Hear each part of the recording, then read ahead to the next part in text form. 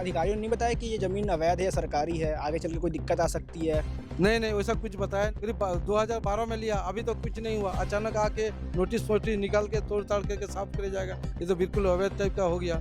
जिसका ज़मीन था एक्चुअली वो पुलिस अधिकारी था, उस समय लिया था। 11 तारीख को शाम में नोटिस लगाया जाता है और 13 तारीख को करीबन 1 बजे यहाँ पर बुलडोज़र की कार्रवाई कर दी जाती है। इनके पास रजिस्ट्री के पूरे कागज़ मौजूद है। नगर निगम के जितने भी कागज़ होते हैं, पटवारी के, तहसीलदार के सभी कागज़ यहाँ पर इनके पास मौजूद है। आम नागरिक जो होता है, वो नगर निगम पे भरोसा कर अपनी ज़मीन की रजिस्ट्री करवाता है और अपने घर का निर्माण करता है। लेकिन कुछ दिन बाद वही नगर निगम उस घर को अवैध बताकर बुलडोज़र की कार्रवाई कर देता है। मैं इस वक्त मौजूद हूँ एसीसी कॉलोनी के पास, जहाँ पर एक एरिया में एक घर में बुलडोज़र की कार्रवाई की गई है अवैध निर्माण बताकर। जहाँ पर 11 तारीख को नोटिस लगाया जाता है कि इस जगह पे, जहाँ आस-पास दिख रहे हैं, इस जगह पे 11 तारीख को नोटिस लगाया जाता है कि जो घर है वो अवैध है और इसको जल्द से जल्द खाली कर दिया जाए। 11 तारीख को शाम में नोटिस लगाया जाता है और 13 तारीख को करीबन 1 बजे यहाँ पर बुलडोज़र की कार्रवाई कर दी जाती है। बता दूँ, ये जगह वही है जहाँ पर कुछ दिन पहले बायोगैस के प्लांट का जो बनने वाला था, उसका विरोध चल रहा था। उसी जगह से लगा हुआ ये जगह है और यहाँ पर 11 को जो नोटिस लगाया जाता है और 1 दिन बाद बुलडोज़र की कार्रवाई कर दी जाती है।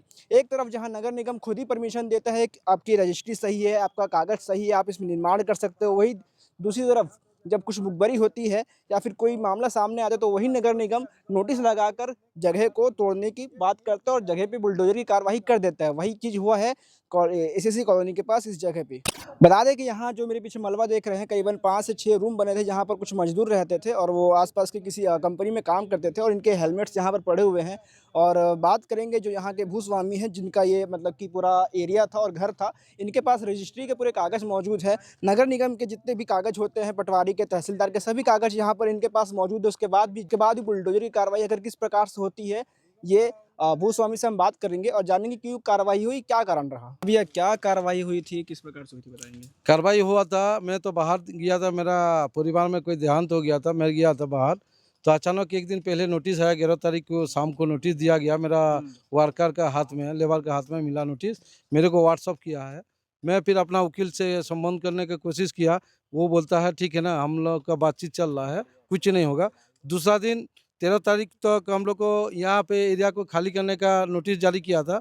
हम लोग सोचा ठीक है, 1 आध दिन हम ये टाइम माँग लेंगे, लेकिन हम लोग को किसी प्रकार का टाइम नहीं दिया गया, 1 सेकंड भी टाइम नहीं दिया गया।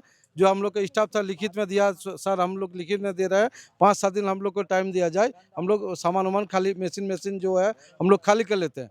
लेकिन उनका निगम का जो ये है उनका कहना है 1 सेकंड भी तुम लोग को टाइम नहीं दिया जाएगा।